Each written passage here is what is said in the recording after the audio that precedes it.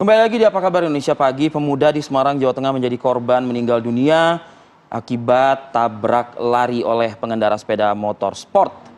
Dan diketahui pelaku yang menabrak ini masih berusia 15 tahun. Tabrakan terjadi pada 8 Maret di Jalan Berumbungan, Semarang. Korban atas nama Vito Raditya Sastra Negara meninggal dunia pada 20 Maret lalu setelah mengalami koma selama hampir 2 pekan. Pihak keluarga korban juga telah merilis video detik-detik Vito ditabrak hingga terpental. Akibatnya Vito harus menjalani perawatan medis di rumah sakit karena mengalami luka yang cukup parah di bagian kepala hingga retak pada tengkorak dan pendarahan di batang otak dan juga bagian tubuh yang mengalami patah tulang. Kita turut berduka atas insiden atau musibah ini. Semoga keluarga yang ditinggalkan diberikan ketabahan, kekuatan oleh Tuhan Yang Maha Esa.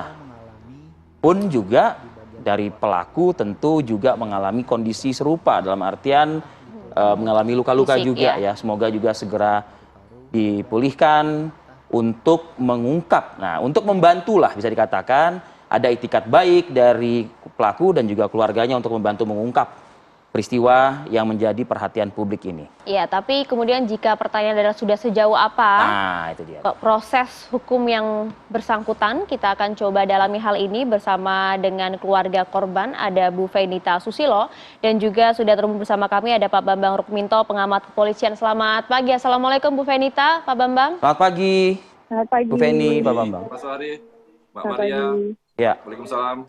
Ya, kita amat menyayangkan Pak Bambang, Bu Feni, karena dalam pertemuan diskusi pagi ini kita sedianya juga ingin sekali melibatkan pihak dari kepolisian yang memang menangani peristiwa ini atau kasus ini begitu. Tapi informasi dari rekan kami di Semarang disebutkan sejumlah pihak petugas, terutama mungkin dari Lantas ya, yang menangani kasus ini belum bisa bergabung, belum bisa ikut berdiskusi bersama kita pada pagi hari ini. Semoga dengan tayangan ini mengetuk perhatian dari pihak kepolisian untuk segera menghubungi kami ya. Dan juga karena kami ingin tentu melihat sejauh apa proses hukum yang sudah berlangsung mengenai korban Vito ini. Jadi kita coba akan gali terlebih dahulu. Kami ingin menyapa Mbak Fenita. Mbak Fenita, tentu sekali lagi kami ucapkan turut berduka cita atas meninggalnya keponakan Mbak Fenita, Vito Raditya, yang dinyatakan meninggal dunia usai menjalani koma selama 2 minggu terakhir pada hari Senin kemarin ya Mbak ya?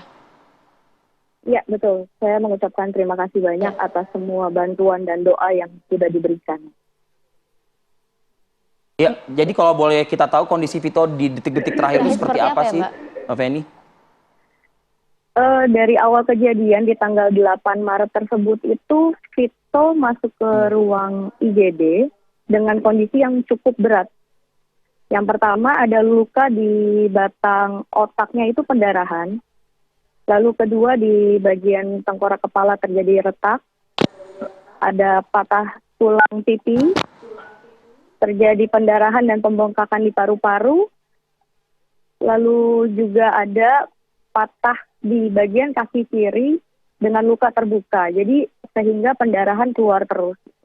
Pada kejadian tersebut di TKP itu dari hidung, mulut, dan telinga sudah keluar darah. Jadi memang kondisinya sudah seberat itu saat kejadian. Ya, Mbak Bu Fenita, pada saat dinyatakan meninggal dunia tersebut memang selama 2 minggu belum sekalipun sadar ya kondisi Vito ini ya Mbak ya? Belum. Sama sekali belum sadar.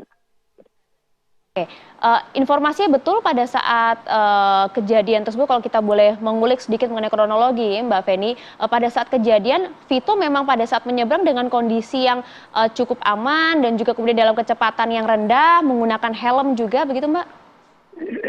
Betul, sejauh ini kalau bisa dilihat dari CCTV, Vito tuh sempat lihat dari arah ke kiri gitu. Jadi jelas sudah melihat, oh sudah aman dan sudah clear. Kalau dilihat juga dari CCTV, kan kita sudah kasih beberapa CCTV itu.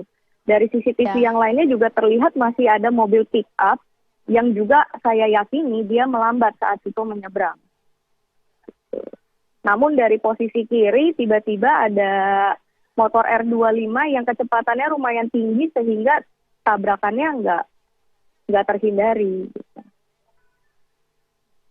Posisi almarhum ini apakah memang posisi yang dibenarkan secara undang-undang lalu lintas, Mbak Feni, atau tidaklah, bisa dikatakan seperti itu? Sejauh ini kan posisi dia sudah melihat ke kiri ya Mas. Yang peraturan perundang-undang memang bilangnya jalur utama yang lurus itu diberikan jalan. Tapi saya yakini nggak serta-merta dari jalur lurus ini udah tahu kalau ada hambatan di depan harusnya juga ngerem Mas. Posisinya kenapa? Karena kalau kita lihat di sisi sama mohon maaf, karena kalau saya melihat di CCTV, mungkin produser juga bisa memfreeze-kan gambar yang di capture tadi itu ya. Artinya begini, kalau saya lihat itu posisi almarhum agak sedikit condong ke kanan ya. Apakah memang sebentar, mungkin gini Mbak Feni, bisa dijelaskan. Korban ini dari arah mana ya? Dari arah jalan apa, mungkin mau menuju ke jalan?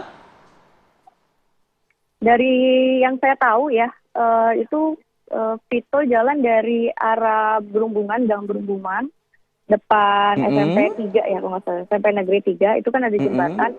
Yang saya pahami itu beliau mau masuk ke dalam Gang Anggrek, Mas, yang saya ketahui. Tapi belum masuk ke dalam Gang Anggrek, sudah ketabrak. Oke. Ya, memang kalau boleh saya gambarkan juga betul ya Mbak ya, tolong benarkan saya jika salah, perempatan di depan SMP 3 ini memang kawasan yang cukup ramai pada saat itu. Tapi tadi sekali lagi sudah dipastikan bahwa pada saat menyeberang Vito dalam kondisi yang aman ya Mbak ya. Ada juga pertanyaan Mbak dari banyak pihak, mungkin diklarifikasi lagi dari segi Vito ini berusia berapa sih Mbak, dan juga apakah kemudian sudah memiliki kelengkapan dari SIM dan lain-lain? Sejauh ini Vito di umur 18 tahun ya terakhir. Yang saya ketahui sih, saya belum ngecek keseluruhannya ya, tapi harusnya di umur 18 tahun itu sudah punya psikologis yang siap, mental yang siap untuk berkendara. Makanya di undang-undang juga dituliskan ya 18 tahun yang memang siap untuk berkendara.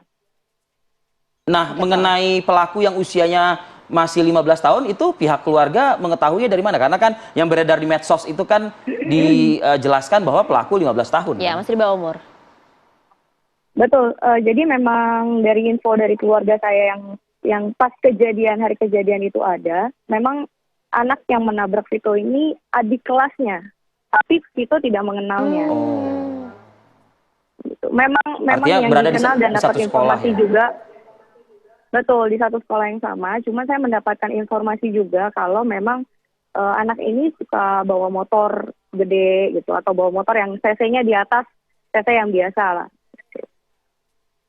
Ya, Mbak Feni, sejauh ini informasi yang kami dengar sudah sempat terjadi 2 kali mediasi antara keluarga Mbak Feni bersama dengan keluarga korban, keluarga pelaku termasuk juga dengan pelaku. Betul? Hasilnya seperti apa Mbak Feni? Betul, masih pada ketetapannya masing-masing ya Mbak. Karena dilihatnya dari pihak keluarga penabrak, 7 hari itu cukup di ruang ICU Pak. Gitu. Tanpa ada kata maaf, tanpa ada sebuah etika yang baik lah gitu. Jadi dilihatnya 35 juta itu bisa menggantikan sebuah nyawa gitu, nyawa seseorang yang kita kasihi. Jadi saat ini kita benar-benar masih tetap melanjutkan proses hukumnya untuk mendapatkan keadilan. Nah, bicara ke proses hukum, sejauh mana koordinasi, komunikasi keluarga almarhum Vito dengan pihak kepolisian? Sejauh ini kami masih berkoordinasi terus bersama dengan penyidik yang menyelidiki semua proses kejadian ini gitu. Yang terakhir saya dapatkan bahwa pihak yang dibonceng oleh penabrak itu sudah mau memberikan keterangan pada hari Jumat lalu. Iya, tapi informasi mengenai keterangan yang disampaikan dan lain-lain belum ada update terbaru dari pihak kepolisian, Mbak Feni? Apakah juga ada sudah peningkatan status atau masih berstatus saksi saat ini? Sejauh ini saya belum mendapatkan informasi ada peningkatan status atau tidak. Gitu.